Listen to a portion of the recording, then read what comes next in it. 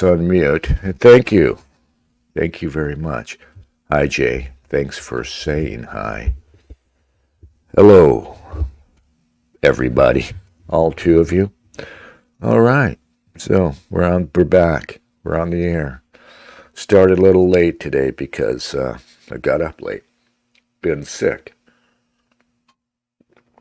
since Friday. Maybe it's COVID. You know, just a cold, I guess, Dennis has tabs. What does that mean, Quatch? I don't know what that means. Is that what this is? I don't know. My nose has been running. I was awful Friday. I had to work, and I was by the end of the day, the nose was just continually running like watery, just a little watery drip all the time. So I'm sitting there all day. Luckily, I'm inside doing, just light work, but, it was awful. It would have been really terrible if I had to do my real job. And then I spent Saturday sleeping, basically sleeping on and off. It was awesome, though. In fact, I think I might have just made myself sick by not getting enough sleep, because I went like 2 or 3 days in a row where I went on really short sleep, pushing it as if I was a younger man, as if I had the energy of a Joe Biden, say.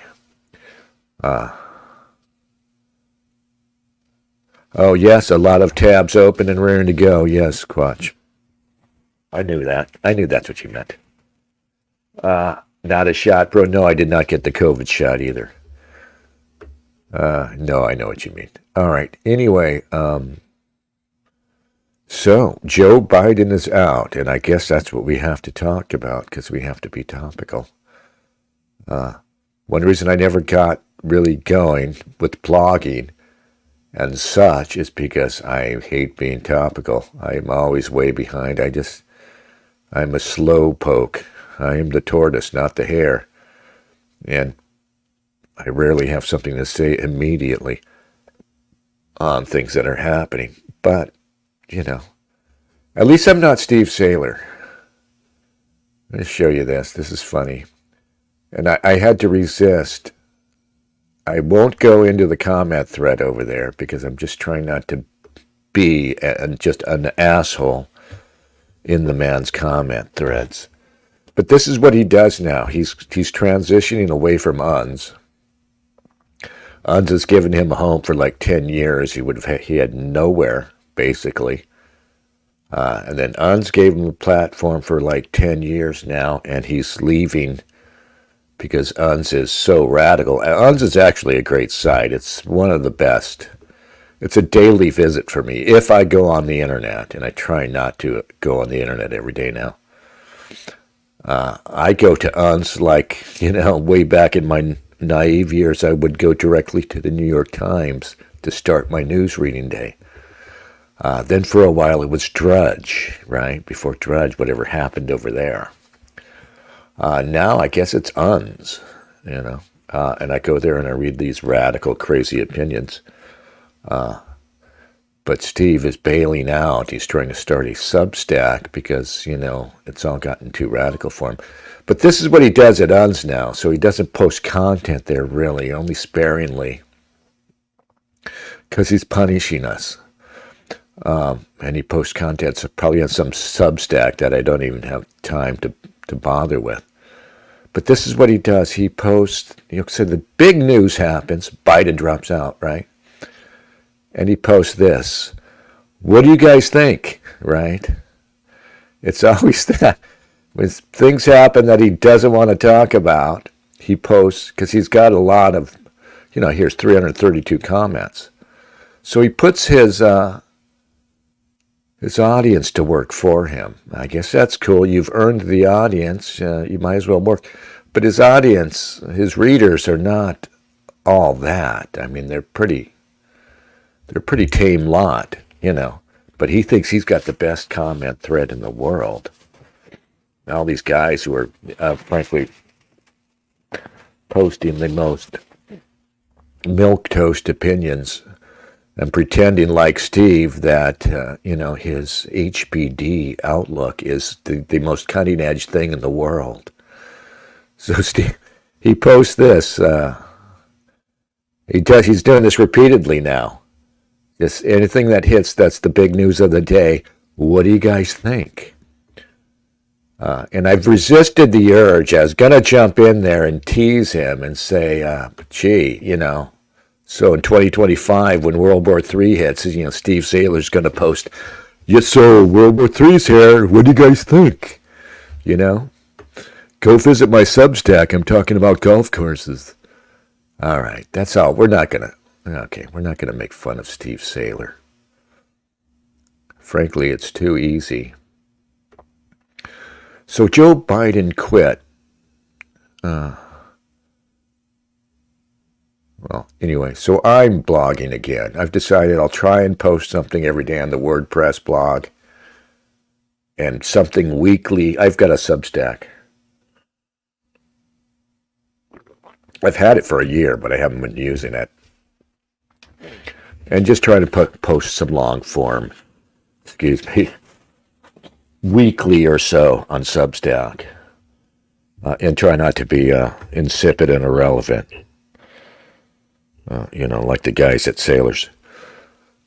So Biden's out. He's dropped out apparently. And I don't know. I'd have somebody tell me, but it seems that I just got up a couple hours ago. I've been cruising through the news, and I don't see that he's made any further statements, which in itself is kind of an outrage in itself.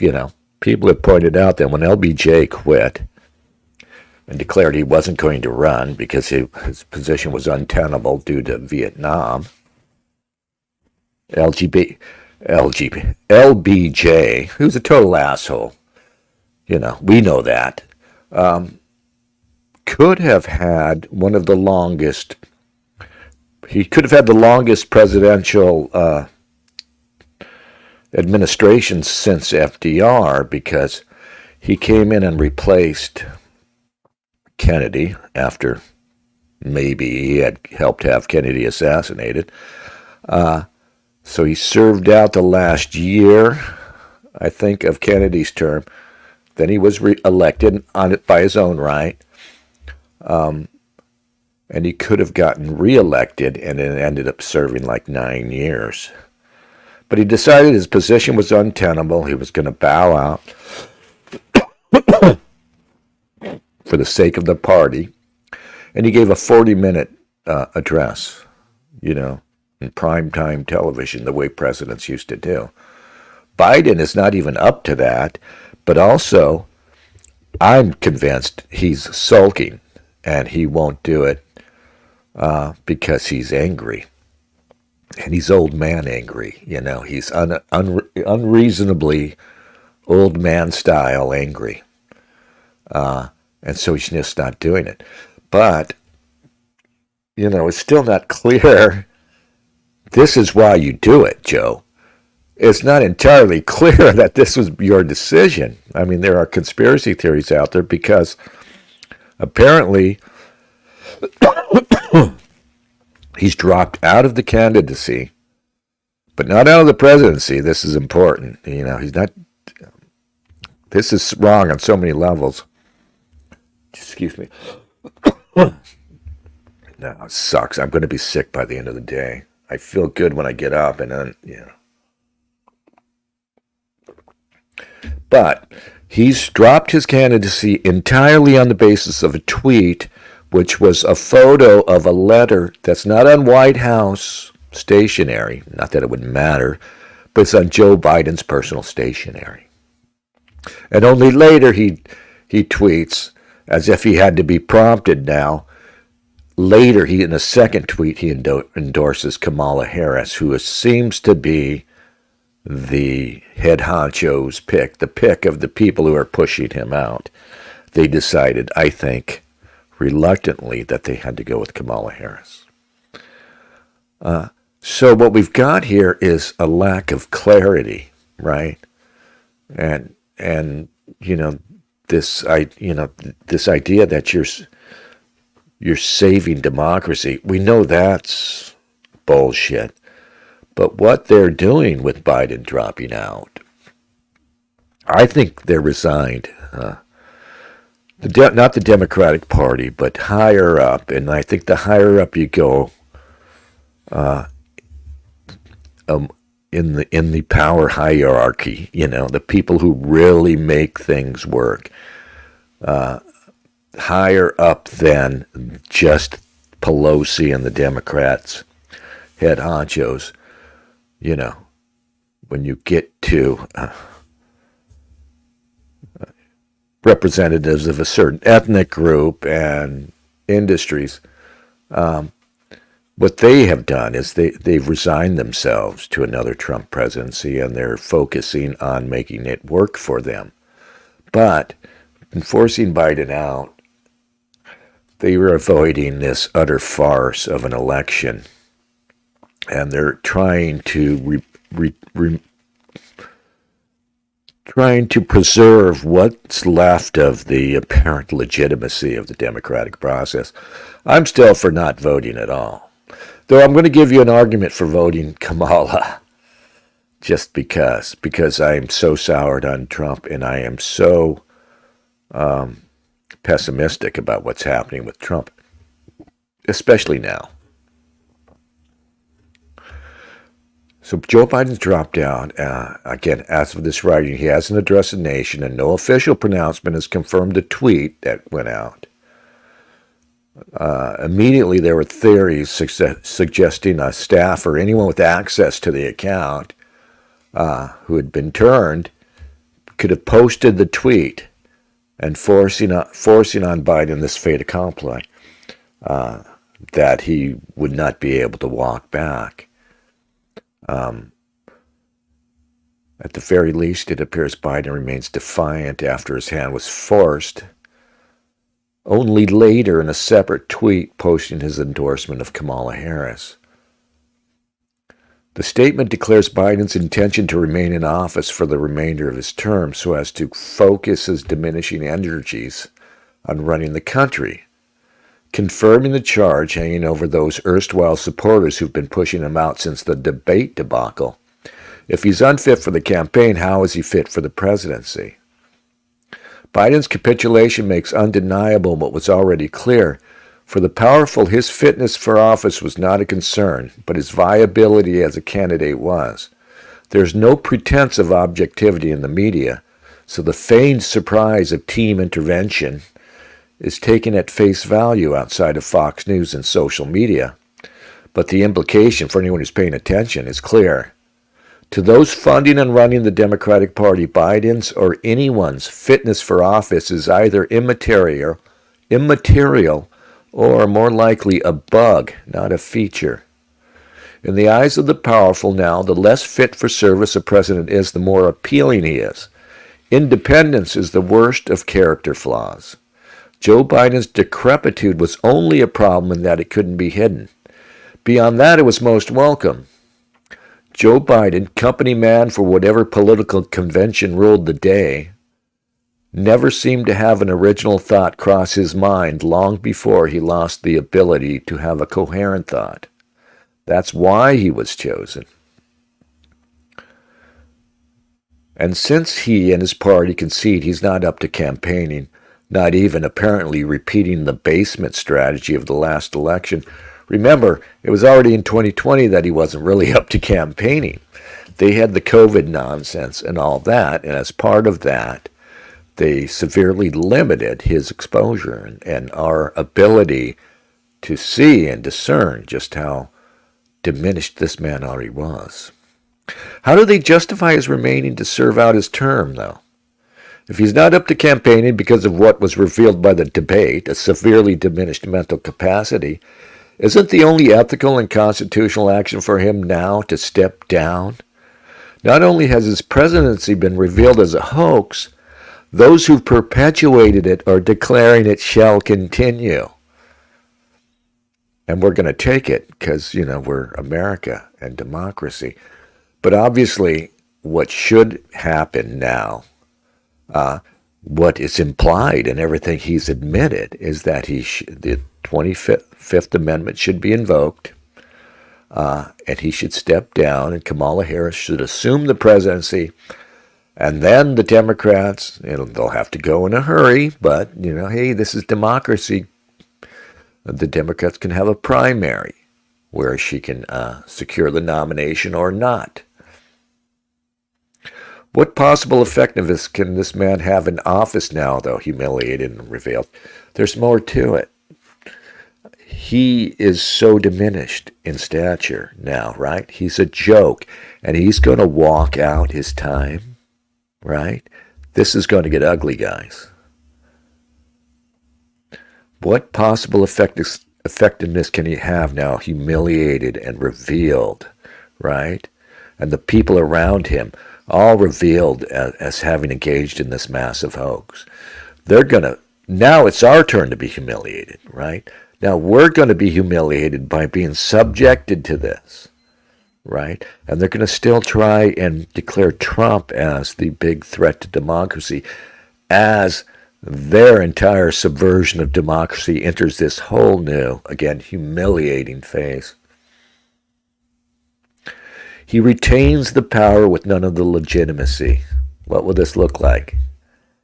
We're going to see pardons. We're going to see him. We're going to see all manner of extreme executive actions. I've seen crazy Democrats on Twitter. I better check and make sure I'm on here.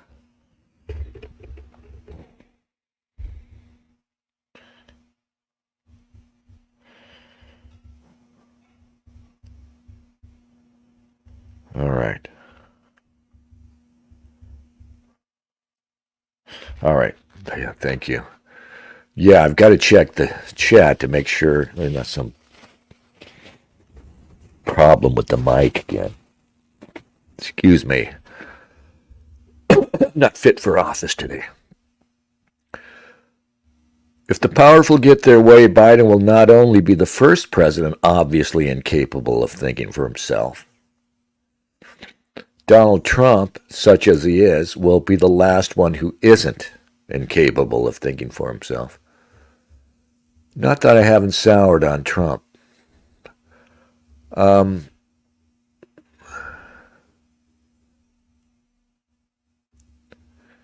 See, what's going to happen now is, and this is my case for Kamala, might as well make a case for her. Between Biden, Kamala, and Trump, and Vance, Kamala Harris is the least pro-Israel of the group. And what I expect to happen now is, now that they're sinking their hooks, the Zionist faction and the tech bros are sinking their hooks into Donald Trump, and he's less and less the Donald Trump he promised he was in 2016. That turned out to be a huge disappointment in the first place. Donald Trump remains the candidate, the Israel candidate. He remains the candidate most likely to do Israel's bidding by going to war with Iran. And they don't even care now. Even if he does the right thing on Ukraine, nobody cares now. Ukraine's a loser. It has to be abandoned to focus on Iran. So it's going to be Harris, likely. It'll be Harris on the other side, and that's going to channel the whole election into this, and it'll further what I've been talking about, this realignment where all the stupidity that's on the right, and there's much of it, it's being channeled into the pro-Zionist channel. So the whole election's going to be about Kamala Harris, anti-Semite, doesn't like our greatest ally, Israel, but Donald Trump does, and it's going to be all about that. And because it'll shape into that discourse, that's going to further sink the hooks of the Zionists into Donald Trump, because their money is going to move over. A lot of money is going to shift away from the Democrats. Ziobucks will shift away from the Democrats to Trump, making them all the more beholden to Israel. And it's Kamala Harris running makes Donald Trump already a bad candidate, a worse candidate. And the only thing Trump and Vance offer us at this point is an anti-woke. And the only substance they offer us is the anti-wokeness, right? Yeah, they might actually do something. Vance talks a great game about, like DeSantis, who was actually doing things about, trans lunacy in schools and elsewhere. And I don't say that stuff is entirely insubstantial, but that's not really where the fight is. The fight right now is between Gentile and non-Gentile. We'll just phrase it that way. And the fight right now, to me, the only fight really is it's not even between us yet. We're not even allowed to have the fight. The fight is among us, Gentiles. Between Gentiles like me who want to have the conversation, who want to have the fight, who want to be able to speak openly what is now declared anti-Semitic. We want to talk about Jewish power, and we want to challenge it, and we want to find ways to deal with it, to cope with it. Not cope, capital C cope, but to deal with it, to adapt, but to recognize it needs to be spoken aloud without threat of, jail, which is how bad it's getting. And again, Kamala Harris, so she gets elected, a lot of bad things happen. Say the border madness continues. Wokeness keeps going. But wokeness is going to be fought at the state level anyway. But Israel is thwarted, I think. The Jews in America, the Zionist Jews, are furious. The neocons are furious, and they're out of power. I mean, these guys are never completely out of power. But, they don't have their hooks in the sitting administration the way they would with Donald Trump, not nearly. And it might be at the end of the day that, if I'm like a one-issue guy now, it might be simply at the end of the day that what needs to happen is we need to establish an alliance, yes, with these awful people on the other side, the crazy lefties and the brown people who hate Israel as a colonial power. They hate Israel as a sort of extension of anti-Americanism. Nonetheless, they hate my enemy.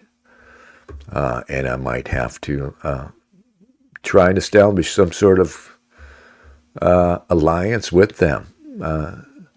Not to defeat these people, because I don't know if they can be defeated, but just to force them into the open. That's all I want. To force this into the open. And I want the lying to stop. I just want the lying to stop. All right? What do you guys think?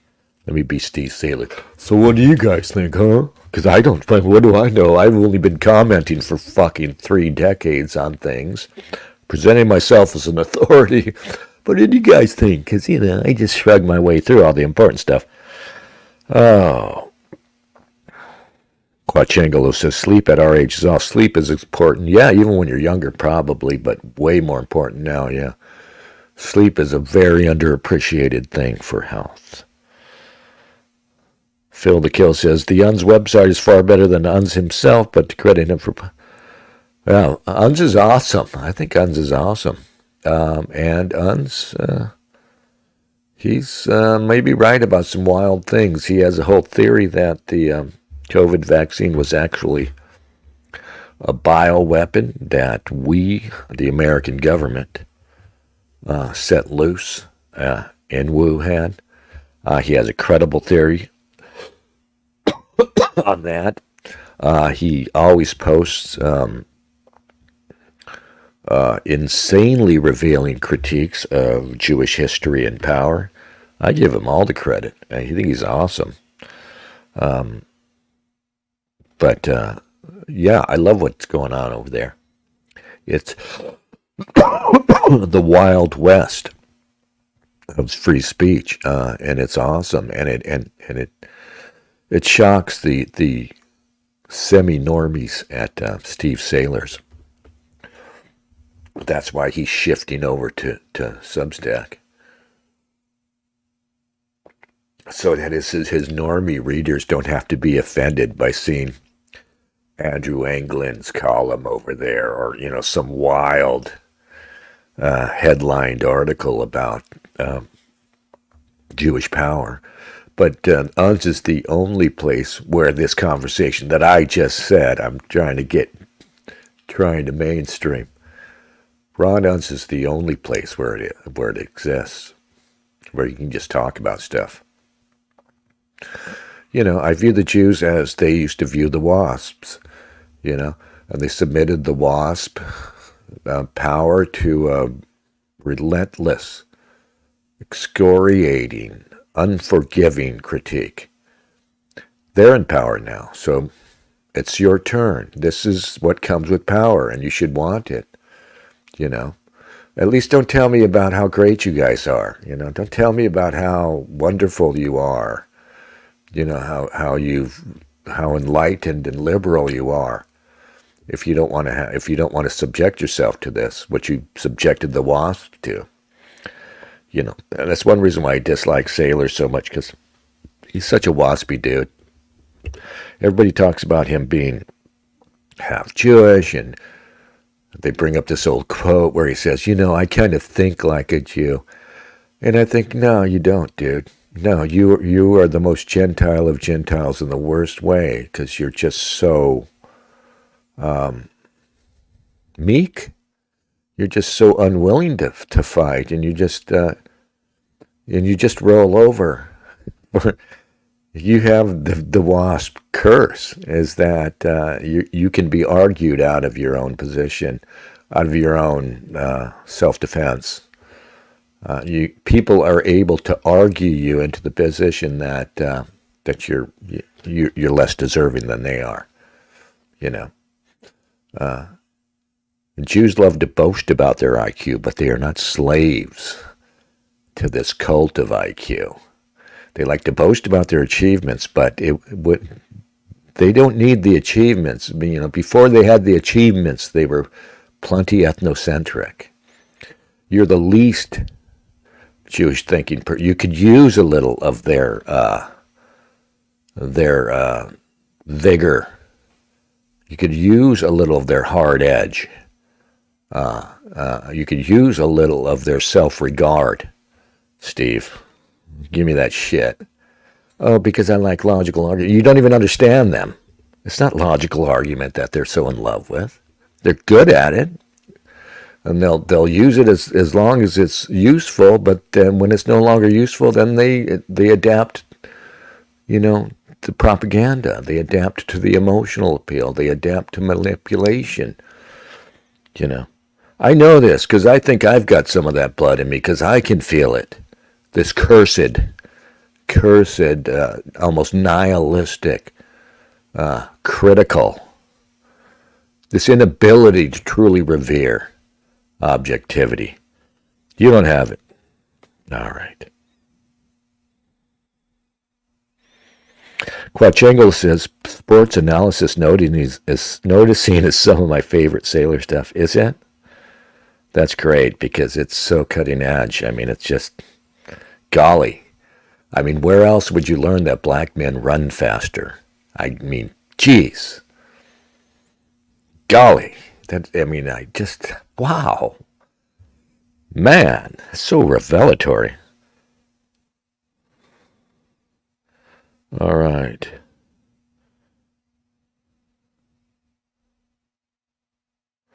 Jay Walker says, address for your blog, please, Dennis. Oh, it's DennisDale.com, right? It's not up here. Yeah, just go to DennisDale.com, and that's my WordPress blog. I also have a Substack. And I'll post them. I'll post them here in a moment.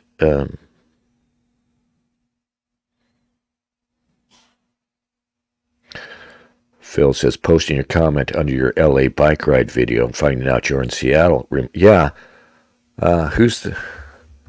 Art Bell still comes around every now and then. He's great because he's like the only person who ever offers comments after these things go up. He still thinks I'm in Portland. I've been talking about Seattle for months, before I moved up here. I've been up here now. I mention it every time I broadcast that I'm in Seattle now. But he's like me before. Like me now in a way. Like barely distinguish between the two. They're really kind of the same place.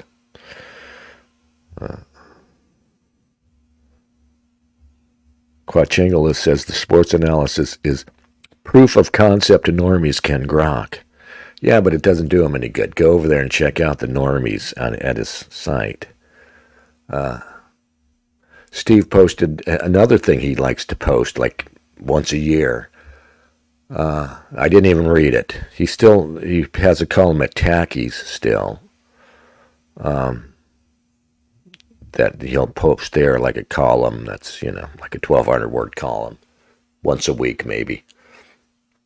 And occasionally he posts this. So what if I'm right? Column. And it's just so ridiculous. You mean, what if you're right? About what, Steve? About racial differences in IQ? This is not cutting edge stuff. You've been right. You've been right. You've been obviously right for over 20 years. I mean, Steven Pinker, and one of these guys is Steve reveres, who's not even in Steve's league. And this is why I get pissed at Steve, because he reveres these guys because they're known and they're respectable. And they're not in his league as far as having the work he's put out. But Steven Pinker wrote The Blank Slate in the 90s, about 30 years ago. The Blank Slate, which was the book on, basically said everything that you've said since and before. It's out there. You've been right, and it's been known. The question now is, what do we do now that we know being right about this doesn't change anything? It's not, what if I'm right? Like, you are right. You are right. We've seen what happens. What if you're right? For one thing, that this truth is repressed. It's still repressed, and nothing's going to change. What if I'm right? And plus, you phrase it like I might be wrong. What do you mean you might be wrong? Have some fucking certainty, for fuck's sake. Anyway, we're not going to dish on Steve Saylor. Yes, Saylor with a knee, Quatch. I don't know why people insist on Sailor moaning Steve Saylor. Quachengle says, don't watch sports ball, but grew up playing sports, so I get it. And everybody gets it. I mean, what is it? And the sports ballery, yeah, we really do need to resist it, I just get so tired of it. I hate that I still like football, I would like to watch football and enjoy it. It's a political and social decision by which I don't watch football, I still can't resist watching old boxing clips and MMA on YouTube, But it's not good. It's not a good thing. It's not a good thing. Somebody compared it to pornography. Watching, men excel at a physical activity, right? And taking vicarious pleasure out of it. It's very like porno. But yeah, but you can't dismiss it. I mean, obviously there's something there. You can't take something like sports, which is universal, and it goes back to, ancient, crude games, right? I mean, the pagans were playing games in the field with sticks, you know. So you cannot dismiss it as if it's not false. It's a real thing. But I resist it now because of what, because I have to resist a lot of things that are in the modern world that are nonetheless downright primeval in their origins.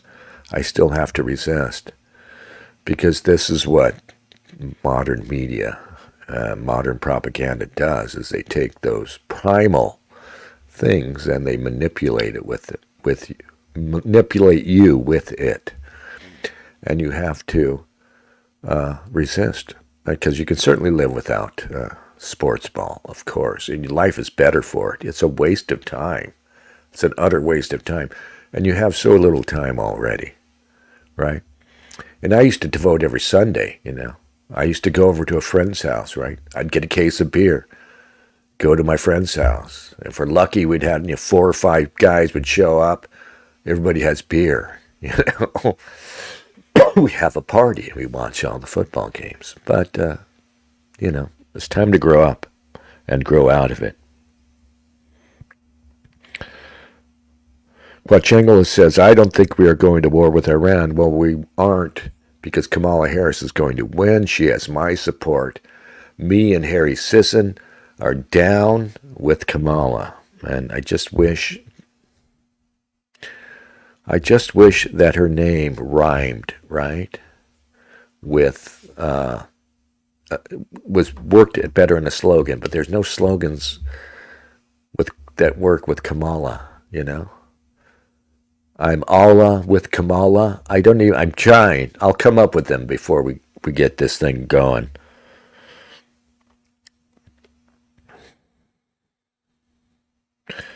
Phil says, I saw an article in the Times of Israel from 1984 claiming Iran was close to getting nukes. 40 plus years they've been banging this drum. Yeah, 40 plus years. And they're going to bang it harder than ever now. It's going to be Kamala Harris, despite being married to a Jew, the least philocentric, and her base, such as it is. If there's a base for Kamala out there, it's the Browns, and they're the least pro-Israel base out there. Trump, unfortunately, his base is dipshits in red hats talking about our greatest ally. Dipshits in red hats who cheered when the so-called frat bros made monkey noises at that fat black girl, pro-Palestinian protester, I was so disappointed when that happened. Some good people fell in with that. And the usual suspects, like the BAP crew. Raw Ignatius probably thought it was pretty awesome, these dopes. But, it's going to be, I don't know. If you're pro-Trump, if you're going to vote Republican, just resist that. Just don't let the Zios get you. The Zios will get you. They'll come at like Freddy Krueger. Don't go to sleep, and they'll get you. Tom Anderson says, CNN said if Kamala picks Josh Shapiro for VP, it could cause problems amongst Dem voters because he's Jewish. Yeah, see, another reason to go Kamala, to just support her, because it's going to cause problems for Jewish power. And sadly, it's going to, along with this realignment I'm talking about between anti-Semitic and philo-Semitic right, also pro-Zionist Jews, and all but the most left-leaning Jews are going to be drawn to the Republican Party now, right? You can see them resigning themselves to Trump, even growing to like him. I mean, come on. Again, he's the most pro-Israel president ever. His vice president, J.D. Vance, is America first with a huge exception for Israel. And I mean, that's maybe emerging as the best we get from Trump on foreign policy is America first, except for Israel, which is really no change. Because as I always say, the real problem we have is that we have no foreign policy. We have Israel's foreign policy. We could pursue our own interests. As you see, we have politicians who aren't capable of defining our national interests because they're not really nationalist. But we can have our own interests up to the point that they conflict with, sorry, I almost said Jewish, Israeli interests, and then it's stop. In fact, let me show you something that stood out to me. In this NBC News article about Biden's, so-called historic decision to drop out, this paragraph stood out to me. Senior Biden aides expected that Senate Majority Leader Chuck Schumer and House Minority Leader Hakeem Jeffries, who's taken like $1 million from AIPAC, both Democrats from New York, being a Democrat from New York means you have to be philo-Semitic, were likely to publicly call for Biden to step aside after his meeting with Israeli Prime Minister Benjamin Netanyahu this week. No, you know what? In fact, I misread that. After Biden's meeting with Israeli Prime Minister Benjamin Netanyahu. Sorry, I misread that. I misread that as after their meeting with Prime Minister Netanyahu. And I was thinking, did they get the word from Benji that, I'm withdrawing my support for Biden, so you guys should too. Of course, I would like to know what Benji told Joe Biden at their meeting. Maybe Benji told him to drop out too. I don't know. But it's always time for some Chuxton. He finds himself beholding to us all. Will Brutus be no harm of Brutus here? This Caesar was a tyrant! That certain. We have blessed the This is Julius Caesar, Mark Antony's speech. Please, let us hear him. Friends, my favorite. Romans, countrymen. Somebody needs to give this speech for Biden. To bury Caesar, not to praise him. I come to bury Biden, not to praise him. Men do lives after them. The good is often interred with their bones. So let it be with Caesar.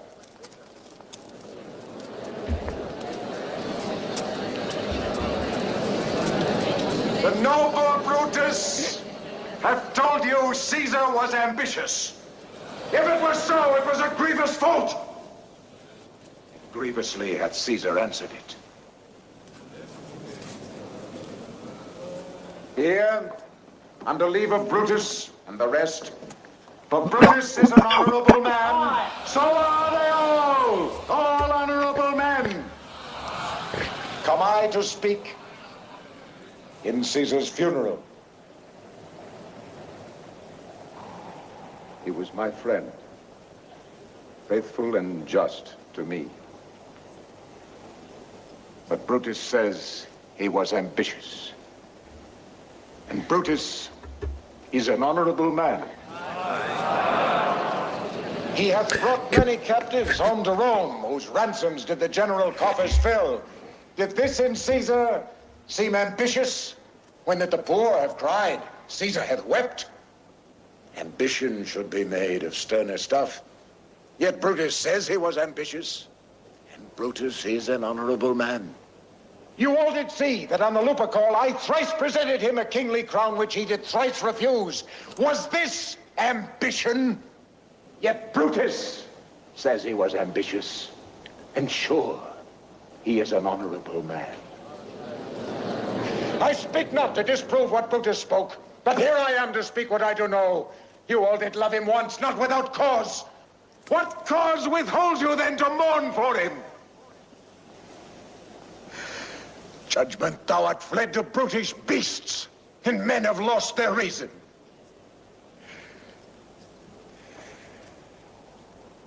Bear with me.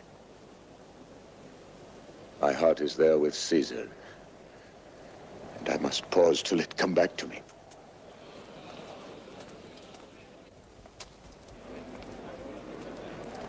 It's so brilliant.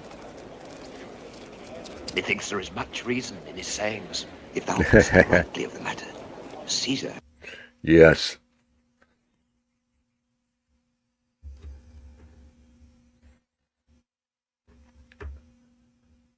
Yes. All right. Anyway. So everybody's going to join this. All right. Everybody's going to join in. Watch. I say resist, but everybody's going to join in now. All the way to defeat. They're going to join in with this, let's all point and titter at Kamala Harris. And she's going to stroke the presidency. Today is today. This is fake. And yesterday was today, yesterday. God, her voice, Tomorrow will be today, tomorrow. And they've obviously altered the voice here. So the future today will be as the past today, as it is tomorrow. You can tell this is altered. See, Kevin, you're falling for this nonsense. And yesterday was today, yesterday. It's not even Tomorrow real. will be today, tomorrow. So live today. Not even So real. the future today will be as the past today. All right.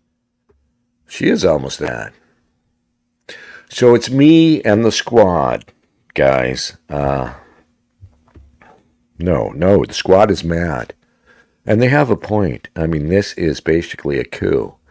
Unless Biden stepped down himself, clearly of sound mind and all that, and turned the reins over to Kamala, this thing is a coup. This thing is a total sham. And the people who support Biden somehow still support Biden from the left are angry that, people voted for Biden and the donors all got together and said, no, he's out. We're pushing him out. We're forcing him out. He didn't want to go. He's the elected president, assuming the election was legal and everything else. But he is apparently the elected president who was just forced out by a group of people, mind you, who weren't at all bothered by his condition, like I said, before it was revealed. And they're all going to pretend like this is a surprise to them. Oh, we didn't know. They knew. Everybody knew. These are the same people who were furiously working to hide his condition.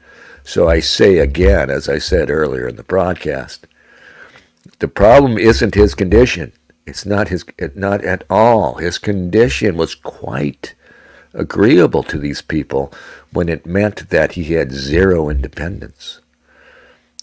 His condition is a problem now that he is utterly incapable of hiding it, and he's utterly incapable of mounting an effective campaign against Donald Trump. The Democrats, remember, they tried to promote Kamala Harris because they thought she was a winner. Before they settled on Biden because he's Joseph Biden, even before he started losing his shit. He was a guy who never had an independent thought in his life. I mean, he's the ultimate company man for convention. Whatever the convention is, whatever the conventional view there is, you'll adapt to it. In fact, that's how, these cringe arguments I hear all the time against Biden or Harris. They're racist, right? Biden is a racist because he once said that he didn't want to send his kids to segregated schools, which would be racial jungles. Well, no, it's just Biden, broken clock. Biden inevitably saying something that is true. Because if all you do is embrace the political convention of the moment, sometimes that convention is true. Sometimes it's on the money. And the very real threat that was later realized for white parents, I mean, in a nationwide catastrophe, in fact, it was realized that they were going to have to send their kids to schools like they're doing now with these little black monsters. Well, of course he was right, you know. And when I see people like, lefties like Jimmy Dore or, just anybody left of center talking about that, like, it's just the worst thing. Or Hillary Clinton is an awful racist, and they add that to the long list of Hillary Clinton's sins. She's a racist because of the Clinton crime bill, because she said super predators. Oh, fuck off already. Fuck off. Just like Joe Biden. Once in a while, she's going to be actually right about something, And once in a while, the yes man for political convention does something that's right. What we need to do is make political convention ours, to own it. Convention should be simply our interests. That's what the convention of the moment should be. Our history, our system is completely screwed because it has no basis, and it can have no basis now that we're so diverse. But it has no basis in national interest or popular will or popular interest. That's the only problem. So I say, just, either sit out democracy, delegitimize it by not voting. It should be like nobody votes. I mean, ideally, what should happen now is they hold an election and nobody shows up. Literally no one in America goes to the polls, right? And the only votes that show up are dead people, right? The 5 to 10% bullshit votes that are probably out there every time. Like every single vote is a dead person or a fake vote. That's what we need to do to expose it. Just rip the robe off of it. Expose its shriveled, gnarled corpse. Expose it the same way Joseph Biden's senility was recently exposed. That's what should happen. Other than that, though, I am open maybe to supporting Kamala Harris just to create chaos. And again, more trouble for Israel and force out into the open this problem. The real problem that Israel and the diaspora have in continuing their control of America. And it's getting crucial for them. If their control breaks, and it's getting close to breaking after October 7th, in one sense, their control got all the more severe over those who they control. In another sense, though, because the pro-Palestinian protests have broken out, and we've seen, starting with all these crazy leftists and brown people, that you can go out and take to the streets and criticize Israel in the most severe terms. And yes, I mean, the Zionists and the Philo-Semites are right in a sense that anti-Semitism is being normalized. But I think it should be normalized. I mean, if anti-whiteism is normalized, and anti-whiteism is actually convention, then I say any other anti-ism is to be encouraged, especially if it involves the people who have the actual power. Like I said, they should be like the WASPs were. Like they did to the WASPs, it's our turn to subject them to the most severe critique imaginable. Are we up to it? I know we're not as good at it as they are, but our numbers are greater, and it's always been a case. And it used to be the case before we got daft, post-Enlightenment, After the Enlightenment kicked in 100 or so years later in earnest, it used to be that we were willing to use our numbers. We can put out as many talented people because there are so many more of us. And we are, after all, they are not the heirs of the classic tradition of the Greeks and Romans. We are. They're only the people who are expert at manipulating the word and expert at manipulating all of these systems that we invented, that we created. So let's make our arguments, but we need to declare ahead of time that we're on our own side. You know, don't be a bitch. Don't be like one of the sailor commentators, that we have to argue, you know, for a right to exist on objective grounds. That if we're not the smartest, then I guess we have to roll over and throw our asses in the air like purple-assed baboons. Because, you know, that's apparently what you do when you watch too much sports. And when you admire black athletic prowess too much, you know, you just naturally become a cock bitch, I guess.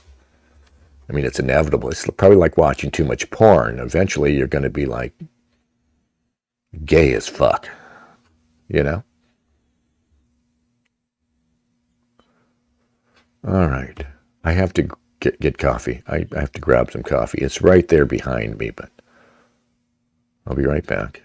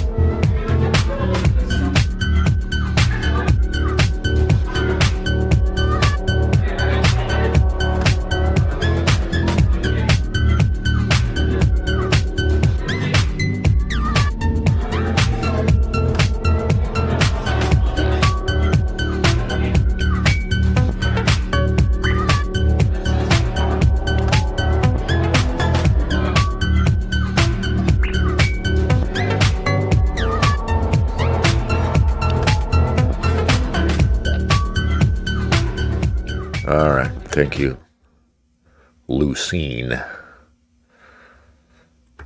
Thank you very much. You know, I talk a lot of shit, but my music is still very black-coded.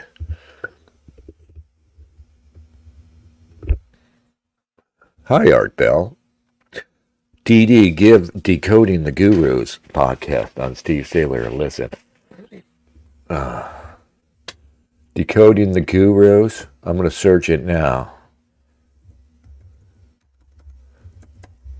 I wonder if I can find them with a simple Brave search.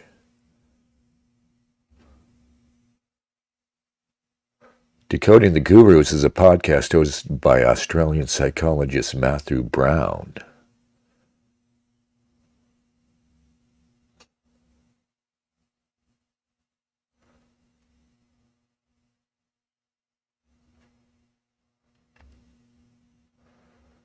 Well, it looks like Reddit doesn't like them, so that would be cool. I mean, that speaks well for them.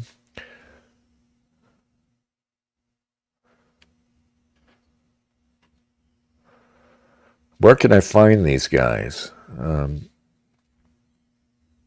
There's a YouTube channel. Let's check it out. All right. Oh, God, it doesn't look good so far. Lex Friedman. Oh, my God. No, it looks bad. Okay. All right, now let's see. Let's look. I'm not hopeful. I'll take you back to Red Scare. Oh, you bastard. I hate you. Because I know that there's another thing on our agenda that is less horrible, and you've chosen this one. All right. That's right. I think you have to hear this because I listened to the 2 hours of this. I'm not going to play 2 hours for you. I'm going to get a couple of clips. So, Red Scare. So, Red Scare's a couple of girls, couple of giggly girls, I guess, you know. You're right, Wing. It's so full of schmucks, right? So, like any semi-attractive girl says a couple of the right things, right? Gets a little career, a little mini career at least, right? They interviewed Steve Saylor, and it sounded, I didn't listen to it, but the description sounded, made it sound like it was horrible. Our favorite duo. They have race realist, online racist, Steve Saylor there. What? Of course they do. Why wouldn't they? Why not have Steve on? Yeah, and so they basically, it's a 2-hour I don't think I like these guys. Massaging his ego, talking about how brilliant his ideas are, and, you know, talking about these heterodox takes on race and IQ and how the evidence all supports them, but they're not discussed properly. This is, yeah, this is horrible. Why did you? An old school race realist person. He's one of the early figures in there and is like an intellectual powerhouse of sorts, you know, what passes for that within that movement. So just shut the fuck up. Jesus Christ. I mean, the accents, you know, when you got that friggin' accent, you got to try harder. If you got that face, dude, and that facial hair, you really have to try harder than that. You can't just fuck off. Damn you, Art Bell. Why do you always recommend shit like this?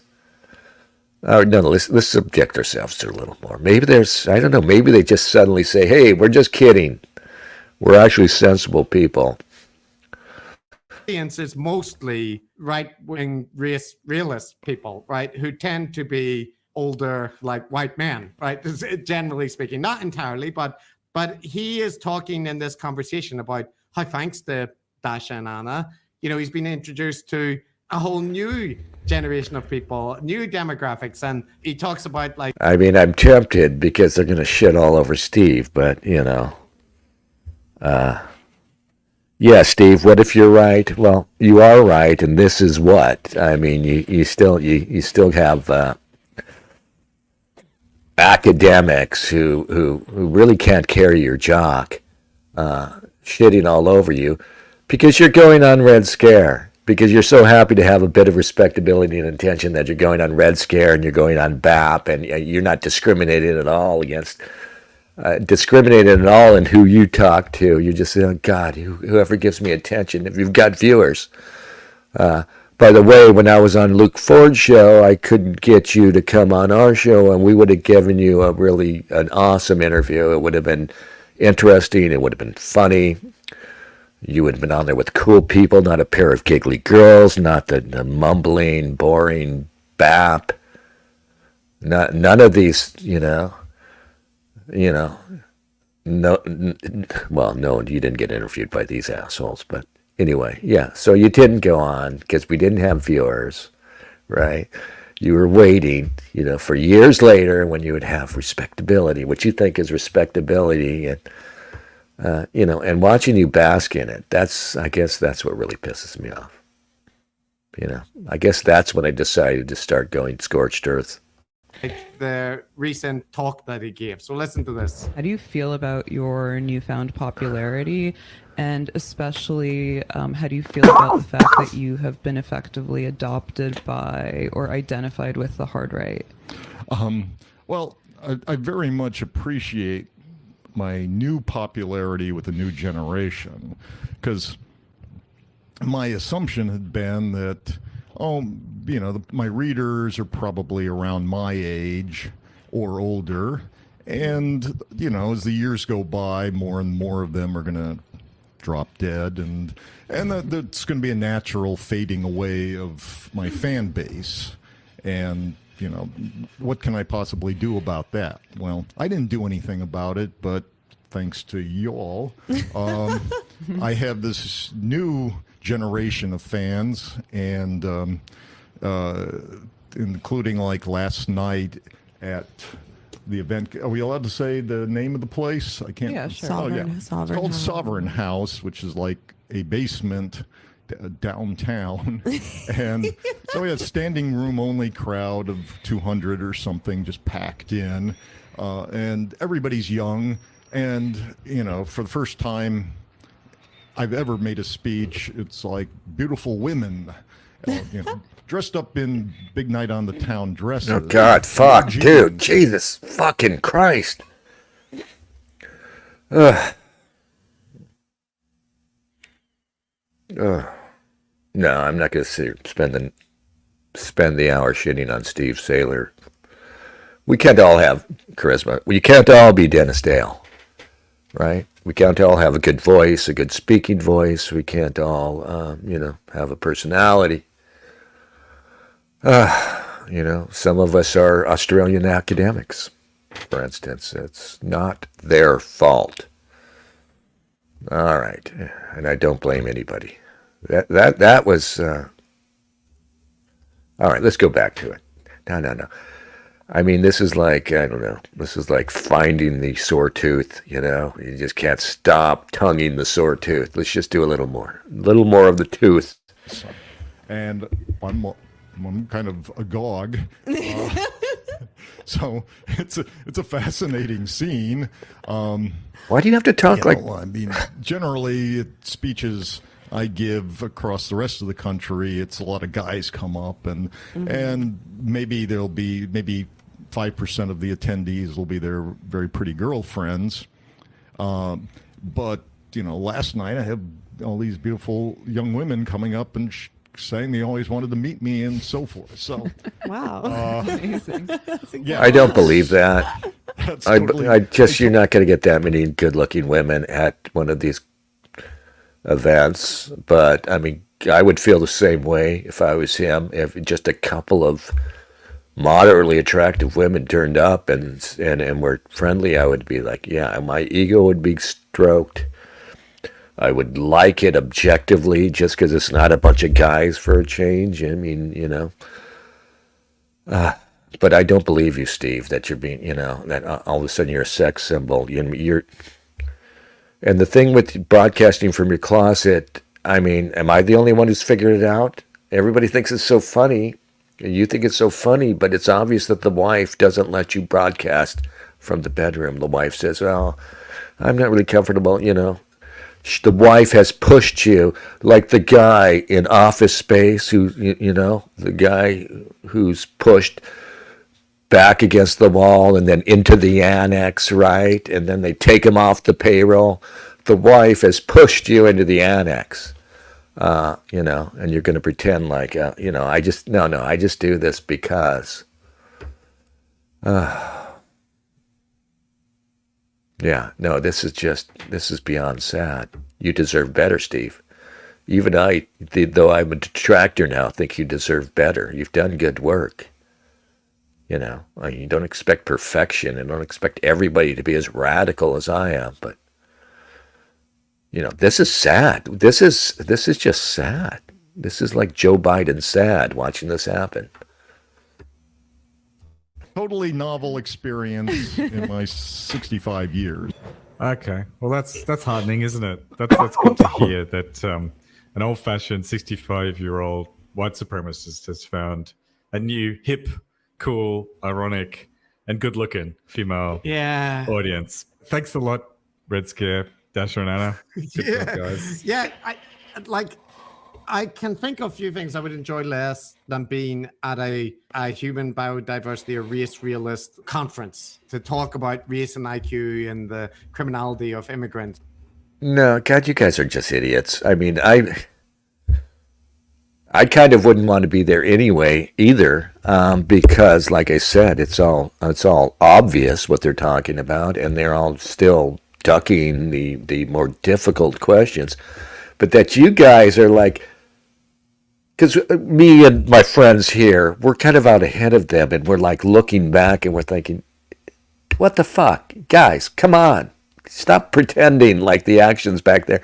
And you idiots are behind them. Come back to 1972. We're watching, All in the Family. I mean, yeah. So I guess, you actually make Steve look cool. Congratulations, you Aussie dipshits. God bless you. Stay down under. Apparently, when you go below the equator, so does your IQ. What? Thank you. Thank you for recommending that.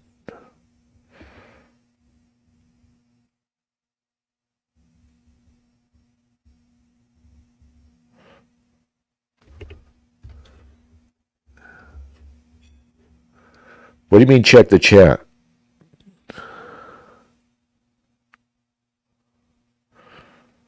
Oswald says check the chat. What are you talking about? I've been looking at it.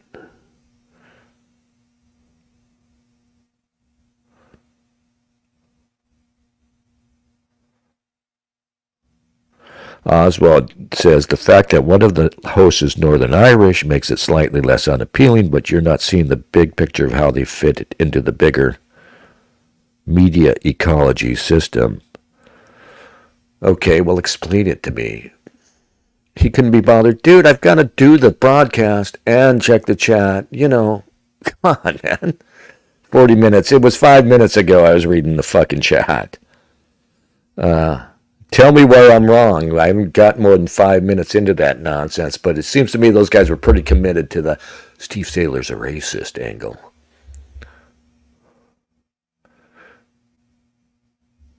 Art Bell says, decoding the gurus, he couldn't be bothered. Come on, Oswald.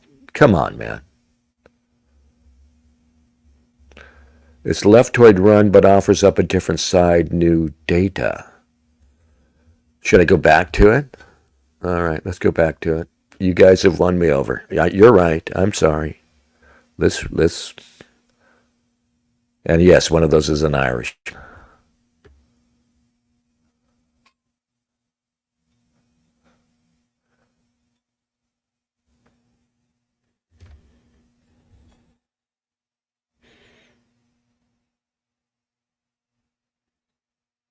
Yeah. I guess that is kind of funny.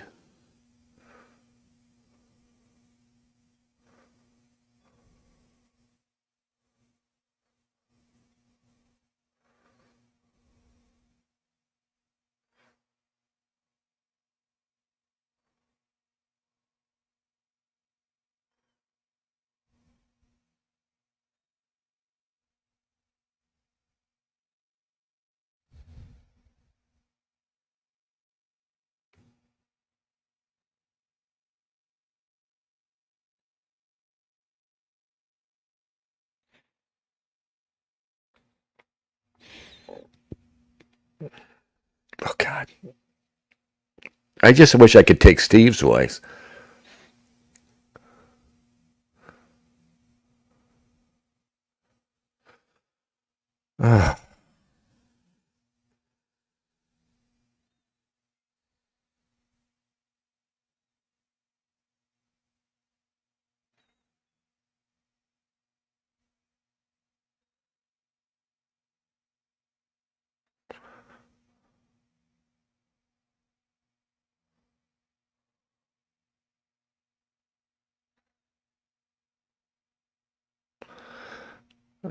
It's just so sad that it's so last century, literally last century.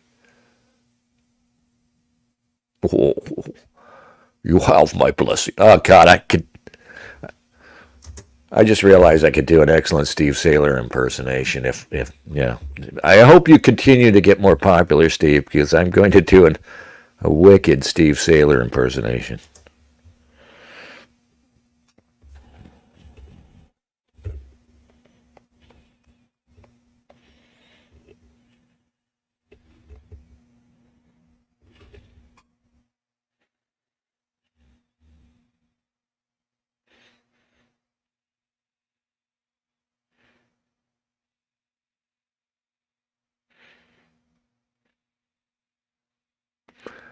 Yeah, I just can't get past that these guys take for granted that it's the racism that is the problem. I'm sorry. You know, I mean, they're kind of right in that it's doubly cringe that there's the hipsters, hipsterism and racism as they call it. But for me, it's hipsterism plus, what is actually the least hip thing in the world. Steve Saylor's body of thought right now. Steve Saylor's anachronistic,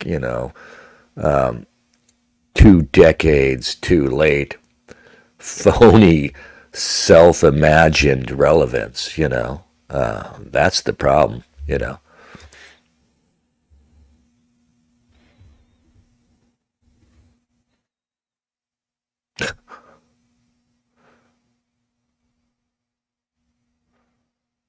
Oh, God, this is vile.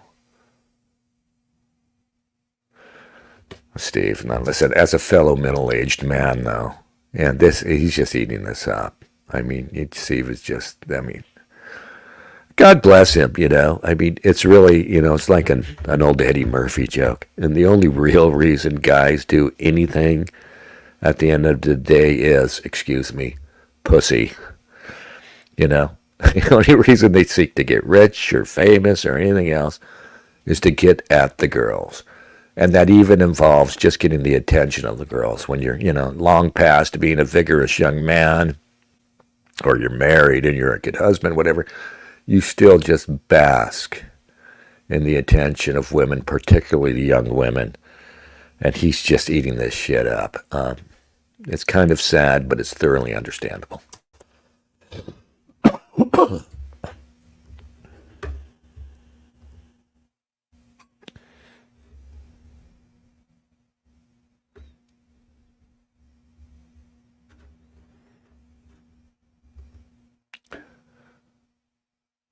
Oh, so you need stats.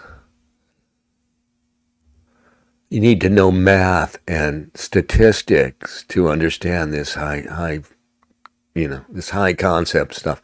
No, I think you could probably take a drive down Figueroa in LA, and it starts to hit you. In fact, a picture is worth 1,000 words.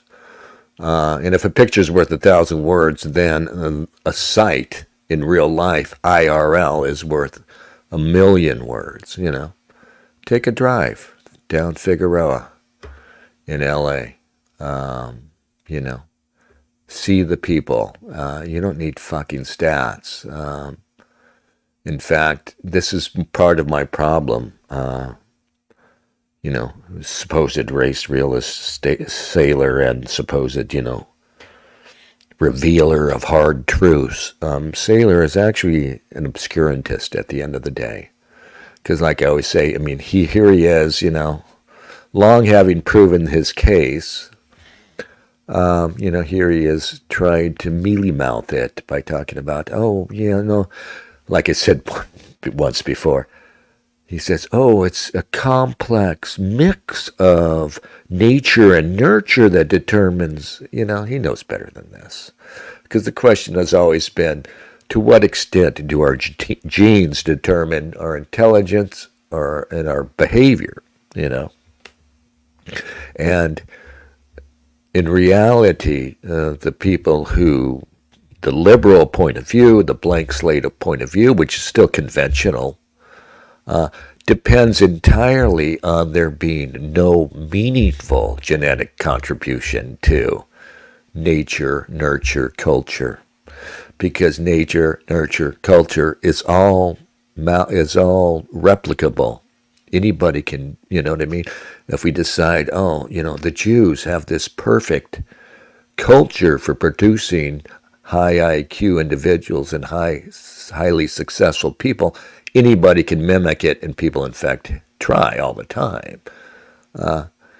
But if there's even a 10% component that is determined by your genes, that is who your parents are, it's in your blood and you have zero control over it, then that means everybody doing the same thing, it's still going to result in those with that 10% component rising to the top. And we know it's way more than 10%.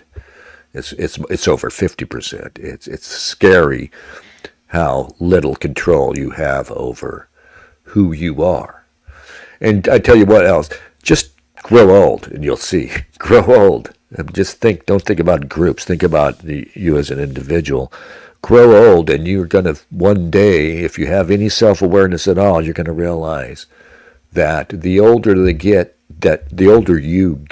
the more yourself you become, the more you keep lapsing back into that core self that you knew even as a child. Who you are, you've always known on a base level, on a primal level, and a feeling level that's, in a sense, superior to thought, objective thought.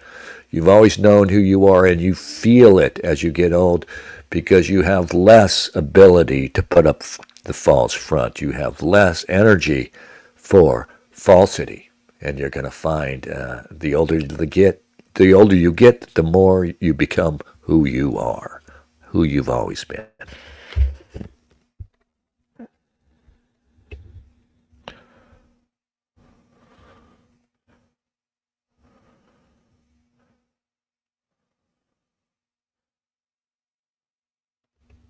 You don't hear the interview? Oh my God, please tell me that these... Oh, it's not sharing. All right. That makes the ideas Here accessible. they are. To those of us on the left side of the belt. You come for the race science and stay for the prose styling and vivid storytelling. Okay. Come for the race science and stay for the vivid prose. It's ironic, Matt. It's ironic. It's all ironic. Yeah. I know.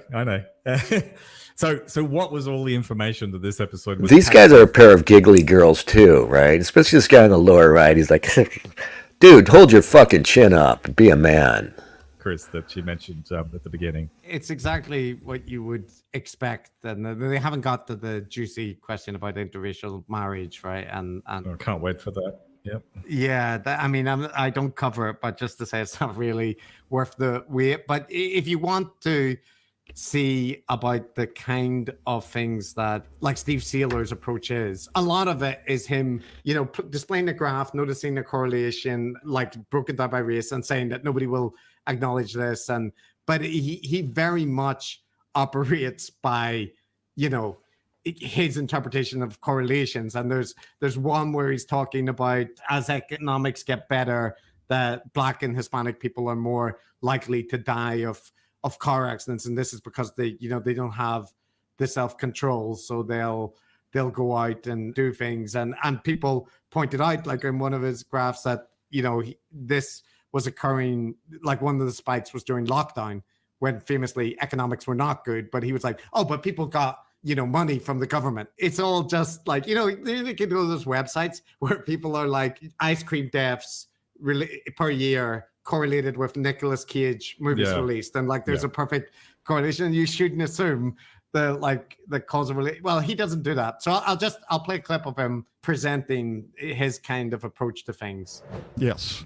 So we've had this big growth in deaths of exuberance in 2020. In 2021, it spread to Hispanics. They'd actually made a lot of progress over the course of the 21st century in reducing their deaths by homicide, reducing their deaths by traffic fatalities. They were looking good.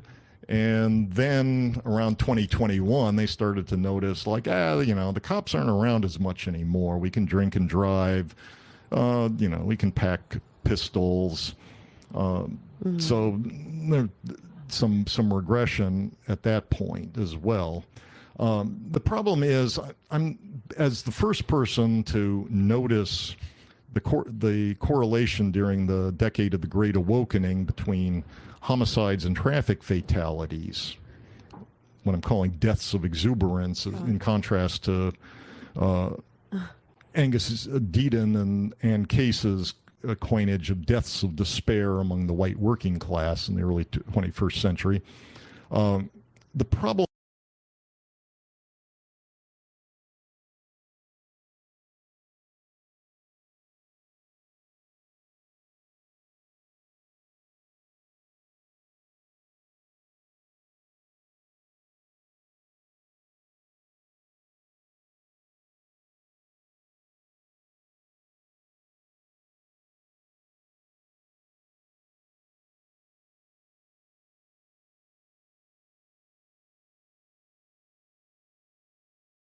with me noticing first the deaths of exuberance is that I really want other people to take my idea and run with it, and they don't have to credit me for it. If that might be bad for their career, just go ahead, go with it. But the problem is, I have a lot.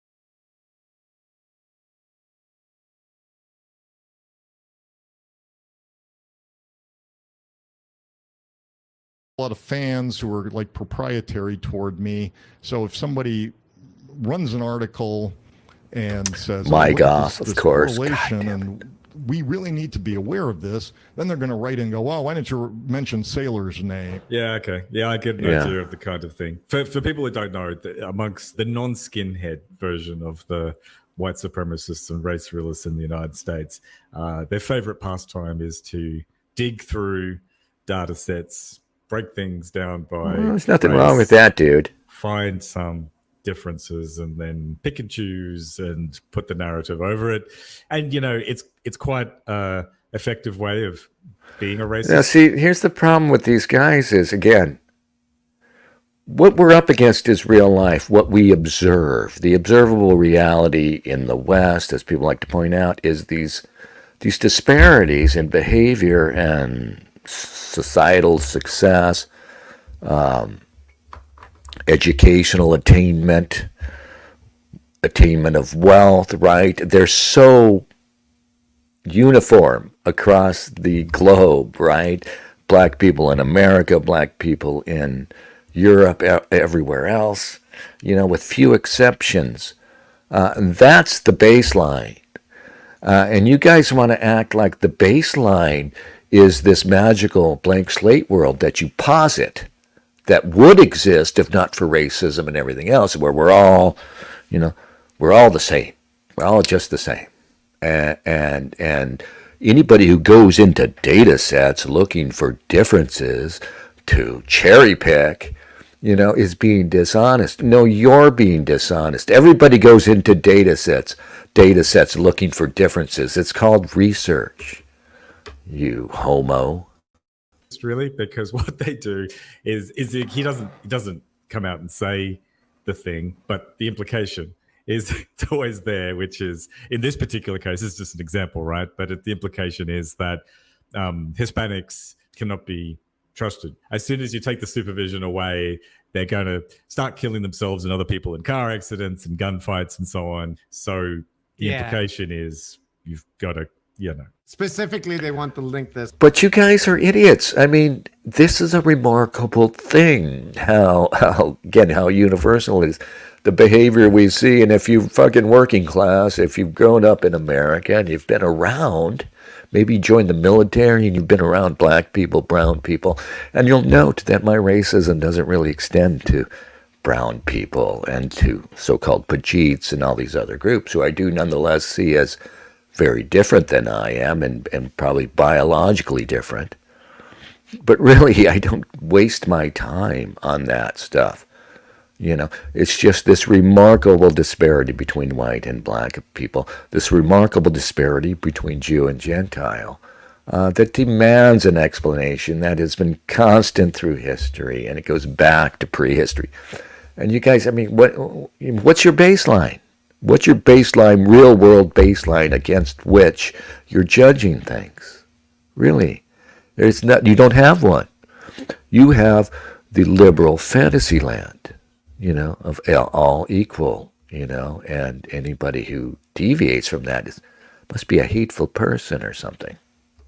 To like, as you said, the great awakening. So the kind of like policies which are less, broken window style, like harsh policing, ones that are more lenient, will lead to like essentially worse outcomes for. They presented a paternalistic view that Black and Latino communities will suffer the most because they are the ones with the least self-control. So it's there's a whole thing that you could go into about the various debates around the stats. And if you took his self-presentation, but he has a point, and again, you don't have to go into stats, and this is what the problem with Saylor. He's pretending like he's doing some fucking high science. You don't have to go into stats. Why, when flooding hit New Orleans, did it turn into a hellhole? Is it just because they're poor? It might be because they're poor. Why are they so always poor everywhere they go? Why are they poor after 50 plus years of government handouts, of the law being drastically skewed in their favor? I mean, just stop it, guys. I mean, what's the song? Fools to the left of me, right? Jokers to the right. Here I am, stuck in the middle. Steve Saylor's going to lead. He's going to lead the world from his closet. It's all so very sad, isn't it?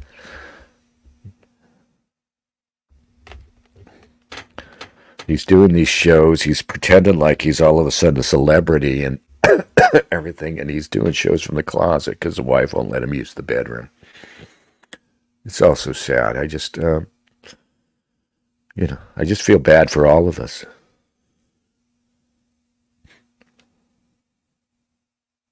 I'm not going to answer any questions about Saylor if people spell it with an O. I'm sorry, just no more. I don't know why you insist on fucking doing it. Why do you insist on fucking doing it? Sailor is a sailor of the seas. Popeye, right? Popeye the sailor. We've been talking about Steve Saylor. I'm not going to fucking answer any more questions. It's like people who write lose, L-O-O-S-E, right? I mean, people who aren't entirely stupid will spell lose, L-O-O-S-E, loose. Because it's lose. Of course it's two O's. Stop it. Just stop that shit. Right now. I think Steve Saylor lives in a very nice part of L.A., which is part of the reason why, and he's lived there forever. Which is part of the reason, his real life baseline is fucked up. Just like these guys probably live in, nice neighborhoods. And so they can maintain their bullshit worldview, where, which is like a, 1972 Norman Lear sitcom. In this interview, he is very careful in the way that he presents to come across as humanistic and like unfairly maligned for just speaking about the truth that is in data and like that. And he isn't racist, right? But if you look at Steve Saylor's history, you will find all these cases where he has jumped to conclusions, where he's taken things in a, just very, very obvious, like that it isn't all based on the data. And like they said at the start there, how do you feel about being, so connected with the far right? And he's like, it's it's nice to have popularity and whatnot. And like, if you were actually somebody that was data driven and whatnot, then you might say, well, look, I don't agree at all with any of the racism and that community. And frankly, like, it's concerning but there's none of that, right? There's none of that because that's his audience and whatnot. So I know. I know, and they're doing their thing. They're just very. The nicest thing you can say about them is that they're useful idiots. I mean, like he's like they perceive him as a numbers and stats guy. The guy knows how to crunch the numbers, right? Yeah. And he gets some data, finds a spurious correlation almost every time. I mean, anyone who's had anything to do with social science knows that it's incredibly. You have to be really, really careful, right, with making causal attributions on observational data that's happening over time, where there's lots of other factors going on. COVID's going on. Yeah. Attributing it to one particular thing. Yeah, but every time I hear COVID invoked in these facile ways, it's always clearly, again, just what you said, a spurious connection, or often a connection that has no basis. There is no connection. I mean, they're citing COVID for increases in crime when, the only reason that COVID would increase crime is, well, I don't know, the kids are not in school anymore. The black kids aren't in school anymore. But they cite it as if it has some weird, I don't know, without explanation. Oh, it's COVID, and then that's it, Just to point out one problem, of which I'm sure there's dozens, but one problem you mentioned it to me originally, Chris, is that this nominal causal effect, that it was this great awakening where they basically defunded the police, all over the United States, perhaps. It didn't affect that many places, right? The actual number of police, where's the data coming from? There are so many ways to lie, but with statistics. Yeah, it can even be the case that like what Steve Saylor or other people are talking about is valid. But it's the attribution, right? The attribution for them is always race, whereas it could be socioeconomic status, or there can be things. there are various aspects of it which like counter the narrative that they want. Yeah, I'm just failing to see what value these assholes are adding for me. All right, we listened to the whole thing because Art was kind enough to recommend it, and I think I was very precipitate in denouncing them right away as shit libs, but I just don't see that they've added any value to point and sputter at Saylor, and we see here though, what we see is Saylor's an easy mark. Actually, he is an easy mark for his enemies.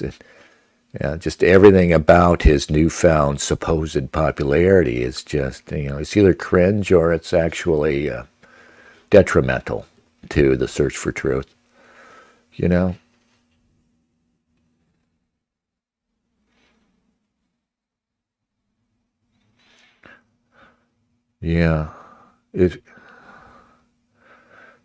mean, these guys are talking about spurious connections, but the left is all spurious connections. I mean, it's based on a web of spurious connections. Steve can be a little glib, I guess, but every time he's put out the idea there, I mean, they act like he's being refuted repeatedly, but I don't see that. I see him mostly winning the debates to the extent he gets any attention from your side, guys. You can only take so much shit libbery, right? I mean, shit libs on one side, Saylor bots on the other. It's just...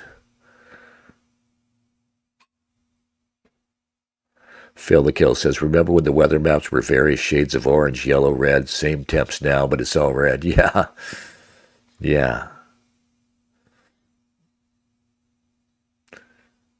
If it's not COVID, it's something else, says Tom. They'll frequently cite heat waves and hot summers. Right. Quatch brings up the fact that, wasn't there a recent study that showed that 90% of social science was not replicable? I mean, that's why I say, you know, your baseline has to be real life. And our baseline is a day-to-day existence. And the fact that we, for some reason, there's no black neighborhood, almost no black neighborhood in America that is safe. Not just for you as a white person, but for the black people in it. I've never been to a poor white neighborhood. I grew up poor and white. That felt as dangerous as that. I mean, they're poor, and they're miserable, and they're tacky. But they're not places where you're going to get stabbed in an alley. You might, as you're more likely, but the difference is night and day. And if Steve is erring, it's on the side that he's taking the reality we see, and he is then going to the data, and the data is confirming the bias. It's confirming the bias that he picked up by observing real life. Whereas for these libshit douchebags, their bias is picked up in a classroom. Their bias, again, is picked up from watching TV. It's from watching, bad Hollywood movies. And then they go to the data looking for that bias to be confirmed. And like I said, at the end of the day, I throw all that shit out and I take a walk down the street. And I talk to my friends, And for that reason, I've become less racist, actually. For that reason, if I was like with the sailor crowd, I would be convinced that Hispanics are like somewhere intermediate between me and the blacks in all these behavioral issues. But I know from real life that's not true. That they're far closer to us. And things like trust and accountability and work ethic and all of that stuff.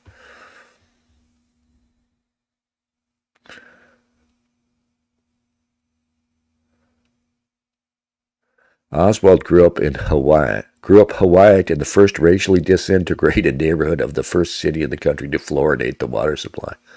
So double whammy, huh? You survived that. God bless you, sir.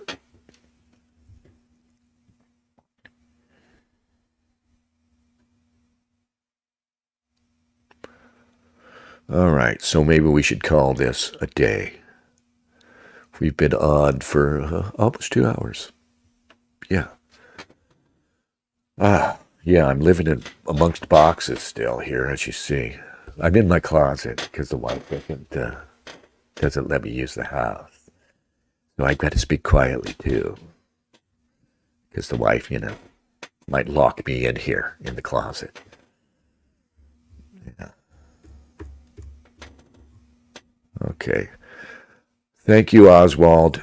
Dale does have his niche. Let's grow the niche, though. Let's make this a real thing. Like I said, I'm going to do the blog, try to post something on the blog every day, and that'll be the basis for an almost daily stream. Let's not be boring. Let's not be sailor. Let's not be decoding the gurus. Let's be us. Let's be our own little thing. Right? And we're going to get pissed at each other. And it's going to be like me and Quachegalo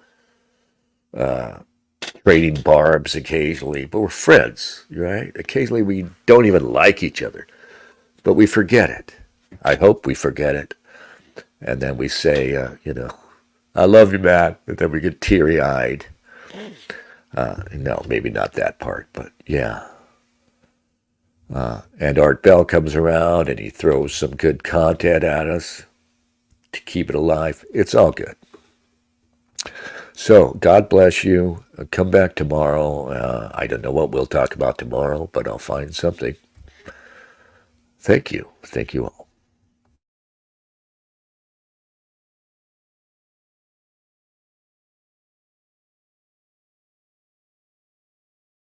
Just looking for the way out here. Okay, present screen.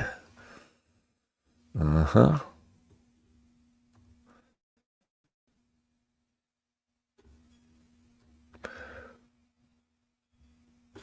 Oh, I really want something better than that, though. I want something more appropriate. All right.